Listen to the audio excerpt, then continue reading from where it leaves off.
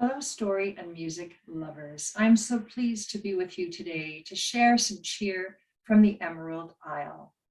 I was thinking the other day about what makes Irish stories and songs so special. And I think it's their whimsy, their warmth, their nostalgia, and good fun. And I'm hoping you'll find some of those qualities in my program today. So the first song I'd like to do with you today is called Cockles and Mussels. It's also known as Molly Malone.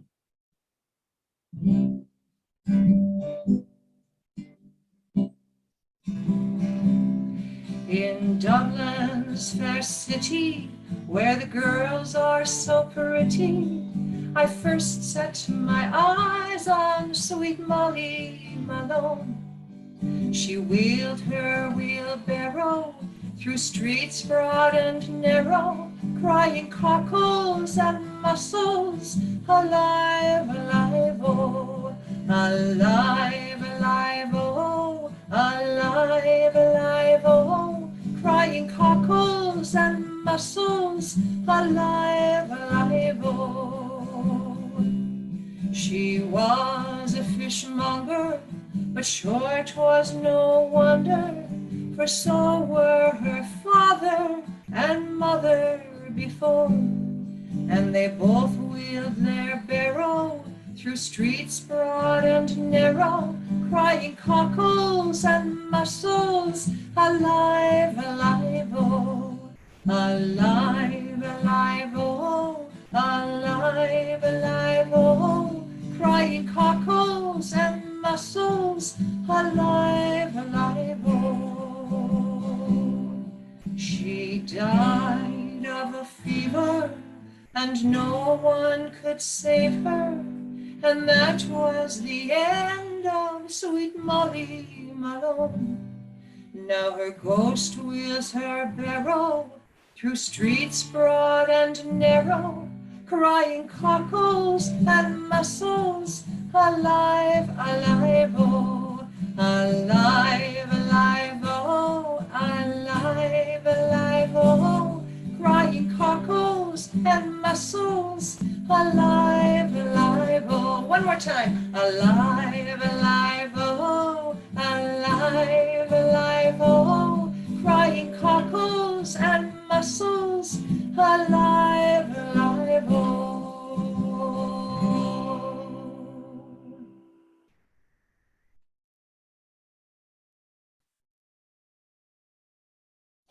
I have two leprechaun stories for you today.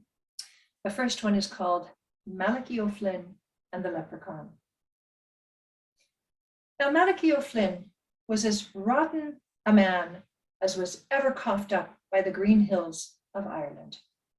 He was so mean, he'd never been able to secure himself a wife, and so had no children neither.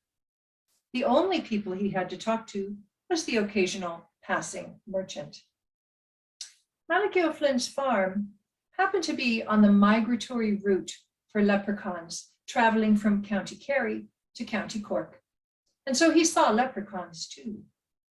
He wouldn't run after them. He was so ungainly, he would lumber after them, crying out, "Come back here, you wee fiend, and tell me where your gold is hid."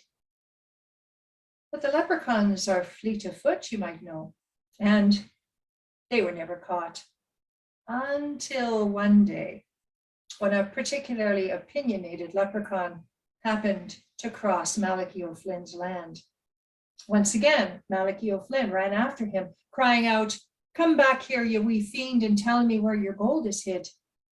Well, this opinionated leprechaun, he had heard about Malachy O'Flynn's reputation as a mean and nasty man, and so he decided to stop and give him a piece of his mind.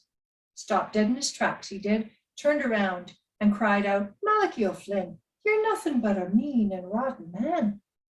Why don't you trade in some of that sludge you've got running through your veins for some milk of human kindness, and then you might have some other people to talk to besides the occasional passing merchant and perhaps the leprechaun like me who might stop and talk to you." Well, as the leprechaun spoke, Malachy O'Flynn was getting closer and closer. But the loquacious little fellow went on.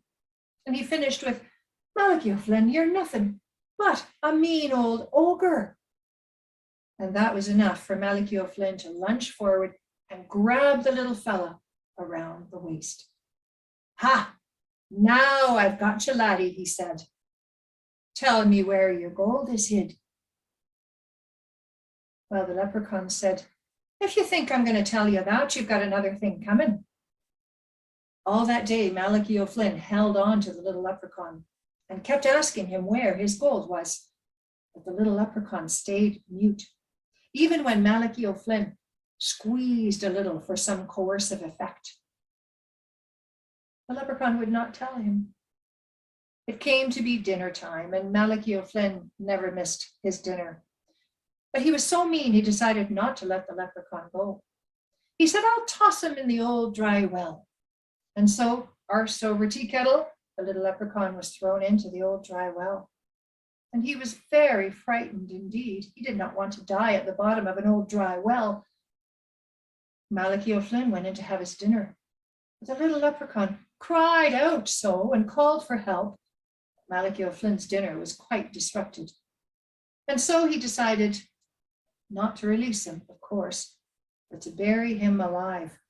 He took his spade and began to scoop shovelfuls of dirt into the old dry well. Well, now the poor little leprechaun was truly terrified, for he did not want to be buried alive. And so he began jumping around like a little jumping bean, and he would knock the dirt off his shoulders when it came down upon him. Well, he kept bouncing around and sweeping the dirt off, and soon he realized salvation was at hand, for the ground beneath him was getting higher and higher. And so he kept crying out and calling out and screaming at the top of his lungs until the ground had gotten high enough that he could hop up onto the edge of that well, hop down onto God's good green earth, and run away. He never turned back again. And Malachy O'Flynn, well, he never did catch a leprechaun. But there is a moral to this story. For if someone heaps dirt on you, just shake it off and run away. And here's a classic, Danny Boy.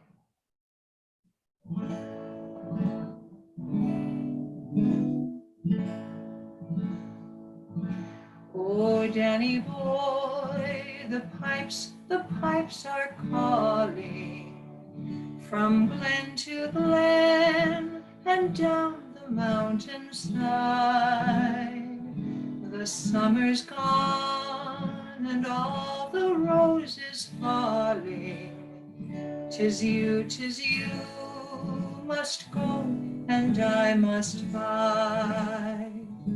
But come ye back when summer's in the meadow, or when the valley's hushed and white with snow. 'Tis I'll be here in sunshine or in shadow. Oh, Danny boy, I love you so. And if you come and all the flowers are dying, if I am dead as well may be, I pray you'll find the place where I am lying, and kneel and say an Ave there for me. And I shall hear, though soft you tread above me, and on my grave will warm and sweeter be. And then you'll kneel and whisper that you love me, and I shall sleep in peace until you come to me. Oh, Danny boy, I love you so.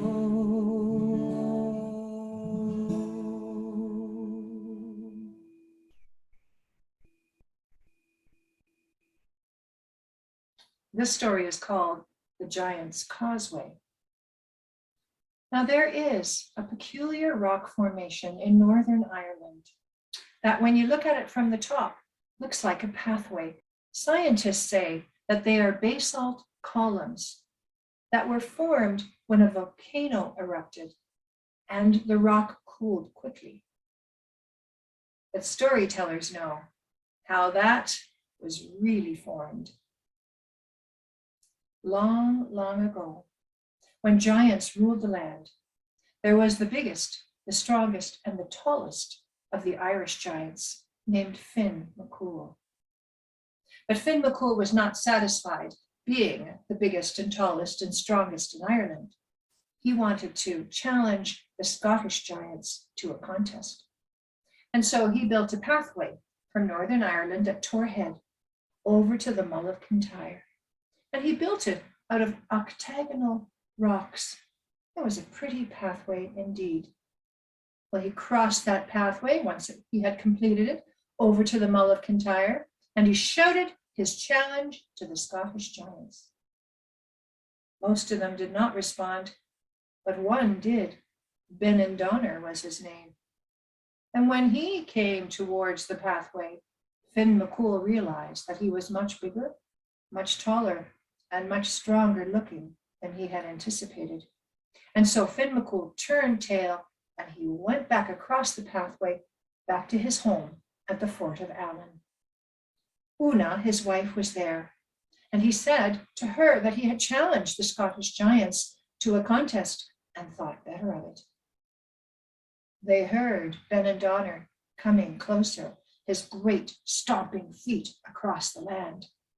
And he took his great big spear that was the size of a redwood tree and banged on the door of the Fort of Allen. Well, Finn McCool shook his head at Una, but he was not going to answer the door. And so she pushed him into the bath and she covered him up with 2 sheets. And then Una went to the door. When she opened it, she said, "Oh, Mister, you must be looking for me husband. Well, he's out hunting in County Kerry. Would you like to come in and sit down and wait for him?" Well, Benandonner did want to sit and wait, and so he did so. Una said, "Oh, you must be hungry after your trek. I'll make you Finn McCool's favorite griddle cakes." But Una, she baked the metal griddle right into the griddle cakes. And so when Benandonner bit down onto the griddle cakes, he broke 3 front teeth. She gave him some meat, which was a strip of fat nailed to a piece of redwood. And when he ate that, he broke 3 back teeth. Then Una said, "Oh, you must be thirsty. I'll get you some beer in Finn McCool's favorite cup." And she brought him a 5-gallon bucket of beer. And Benandonner drank it down. He began to feel a little woozy. Una said, "Oh, you must meet the baby." And they looked towards the bath cradle, and there was Finn McCool with the sheet around his head and his thumb firmly tucked inside his mouth.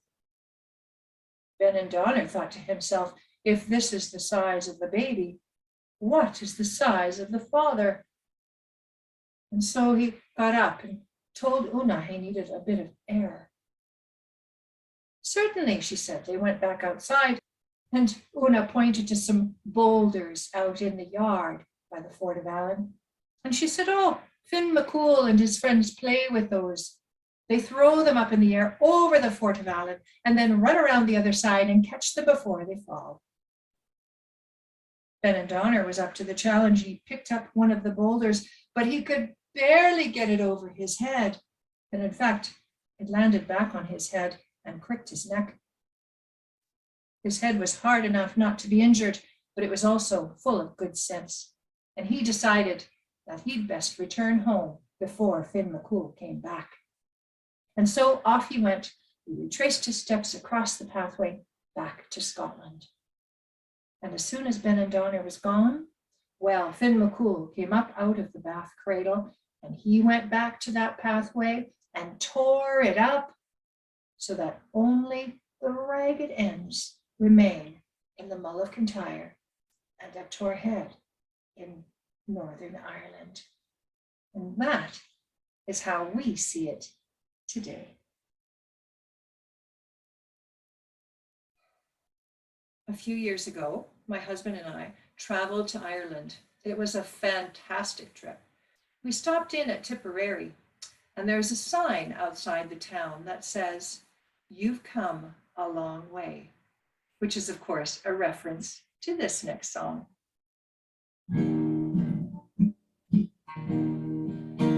It's a long way to Tipperary. It's a long way to go. It's a long way to Tipperary, to the sweetest girl I know. Goodbye, Piccadilly. Farewell, Leicester Square. It's a long, long way to Tipperary, but my heart's right there. Okay, now that's very short. So let's do that one again. It's a long way to Tipperary. It's a long way to go. It's a long way to Tipperary, to the sweetest girl I know. Goodbye, Piccadilly. Farewell, Leicester Square. It's a long, long way to Tipperary, but my heart's right there.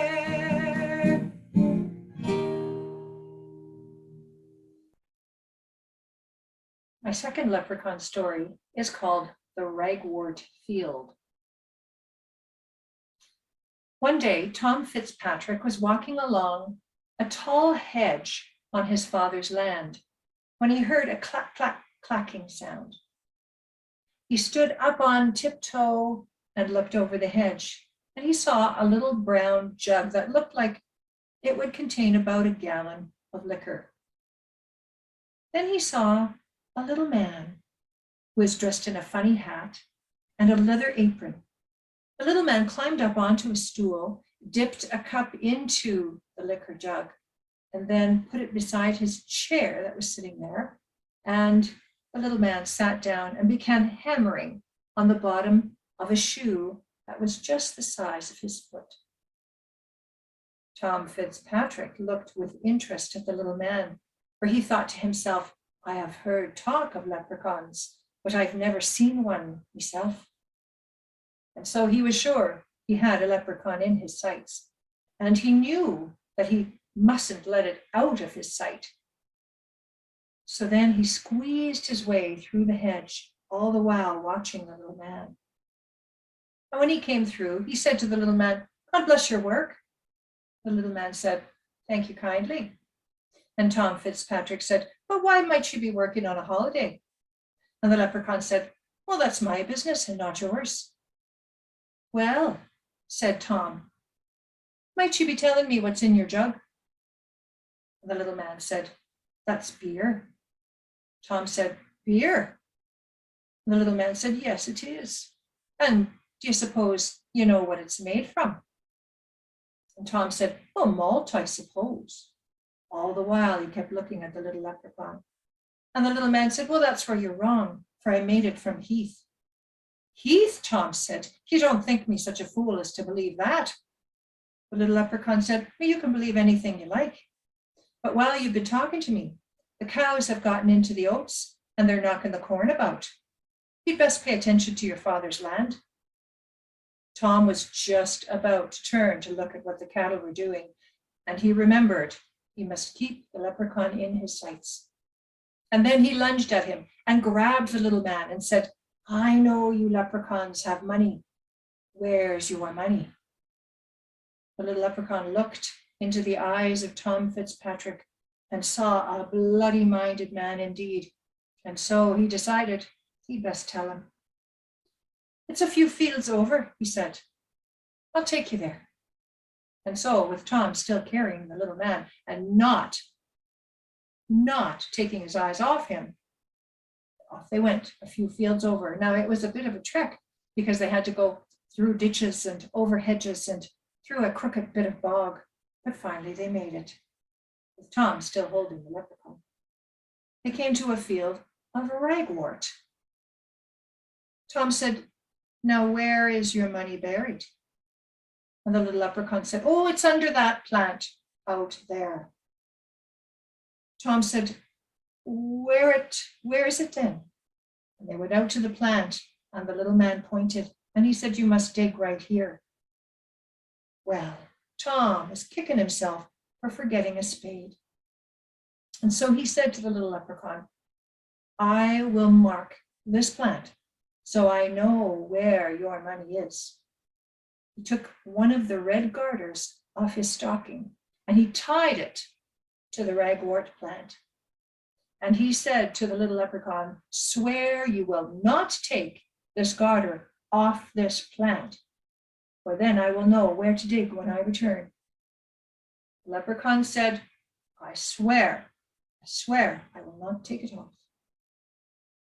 The little leprechaun said, "I suppose you're going to be finished with me then, Tom Fitzpatrick." And Tom Fitzpatrick said, "Yes, you may be off on your way." The little leprechaun said, "Well, good day to you, sir, and may the money do you good when you get it." Off the leprechaun went, and off Tom went to get a spade. He went back to the farm, took a spade, went back through the ditches over hedges and through that crooked bit of bog, back to the ragwort field. And when he got to the field, he saw that every single ragwort plant sported a red garter, just like his own. And because digging up 40 good Irish acres would be foolish, he had no choice but to put that spade on his shoulder and return home. And whenever he thought about that little leprechaun, he cursed, for that little man had done him a neat turn.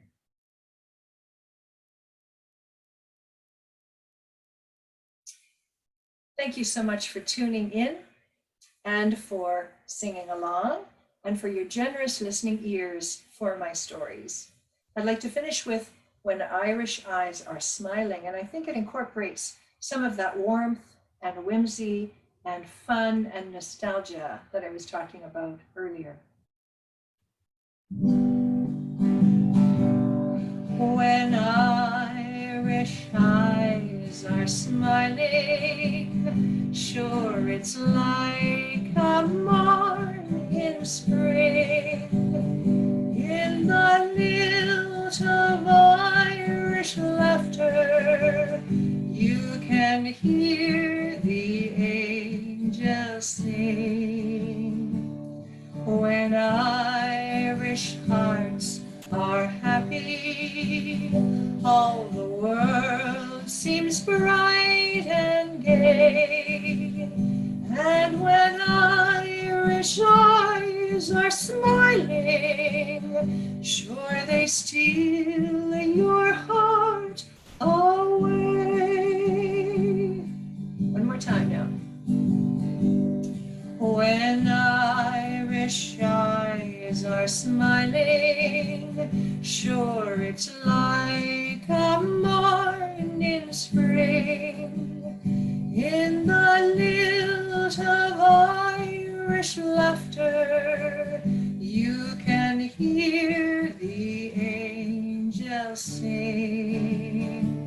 When Irish hearts are happy, all the world seems bright and gay.